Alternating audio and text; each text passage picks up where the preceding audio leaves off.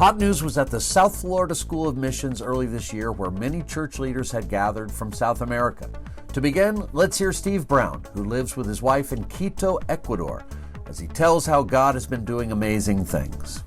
We celebrated 22 years as a church this year, and we had over 1,000 people come out to our anniversary service. Also, our campus ministry has grown this year. We hired a couple to lead the campus, Raul and Katiuska, and they're doing a great job. They've grown from 8 to 20 disciples this year. We're really seeing more and more people coming in. It's been awesome to see what God is doing. Next, we'll hear from Jorge Bittencourt, the lead evangelist from São Paulo, Brazil.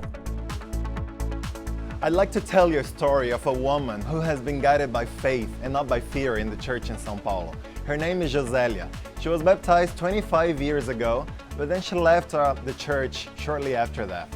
A few years ago, 3 years ago, she came back to the church, and since then she has baptized her mom, her sister-in-law, her niece, and then a friend, and then another friend, and then a third friend.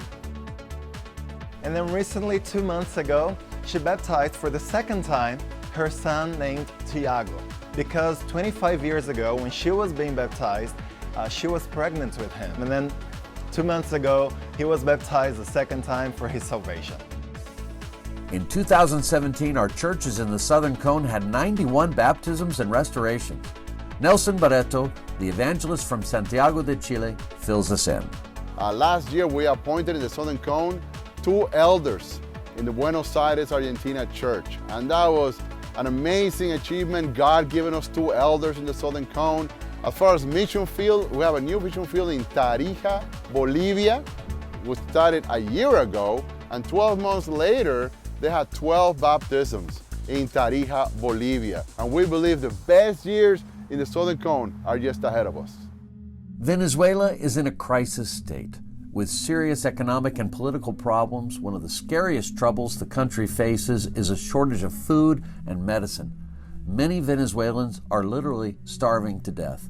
Edilberto Ramirez, a church leader in Caracas, Venezuela, fills us in. En medio de la escasez de alimentos y medicinas, Dios sigue siendo fiel y ha puesto bondad en el corazón de hermanos fuera de Venezuela para enviar alimentos, para donar dinero, y hemos podido comprar medicinas prácticamente para toda la iglesia, alimentos en diferentes momentos durante el año pasado. Los últimos años hemos estado atendiendo, sirviendo, evangelizando en un hospital que fue para leprosos, y ha sido muy bueno para cada uno de nosotros ir y servir a personas que están mucho más necesitadas que lo que podamos estar fuera del hospital. Despite the crisis situation, the church in Caracas, Venezuela chose to serve those in need, and 4 of the leper patients have been baptized. The news we gathered at the South Florida School of Missions reveals how God is at work in amazing ways. Please pray for these churches and the needs of the disciples. But for now, that's just some hot news from South America.